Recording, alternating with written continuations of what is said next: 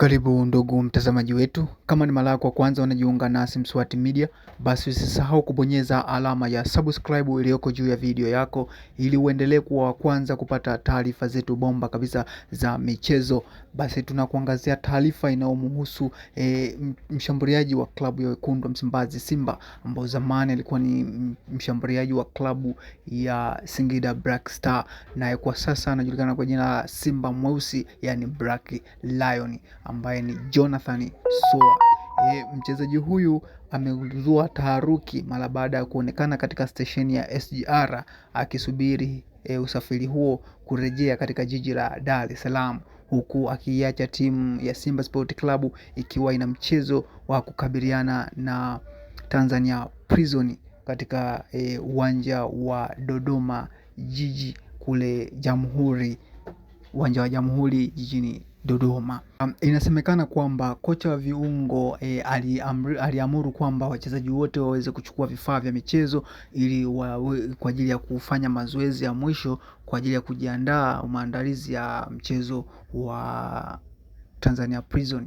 Hivyo Jonathan Soa hakufanya hivyo wakati wanaingia katika viunga vya kufanyia mazoezi. Hivyo Jonathan Soa aliweza kumjibu kocha wa viungo kwamba yeye anahitaji kufanya mazoezi ya usiku katika gym, kitu ambacho kocha wa viungo hakufurahishwa nacho, na ndio akachukua uamuzi wa kumwambia kocha mkuu Steven Beck. Hivyo Steven Beck akachukua uamuzi wa kumwamuru Jonathan Soa aweze kuondoka kambini ili aweze kutengeneza atmosphere nzuri kwa wachezaji wake ambao wametii amri hiyo na agizo hilo. Hivyo kwa kocha alitem kwamba ni kitendo cha utovu wa nidhamu, hivyo akaona ni bora amrejeshe mchezaji huyo Dar es Salaam ili asiharibu atmosphere ya wachezaji wengine. Ikumbukwe Jonathan Soa alipewa adhabu ya kadi nyekundu na kufungiwa mechi 5 kutokana na makosa ambayo alikuwa amefanya katika mchezo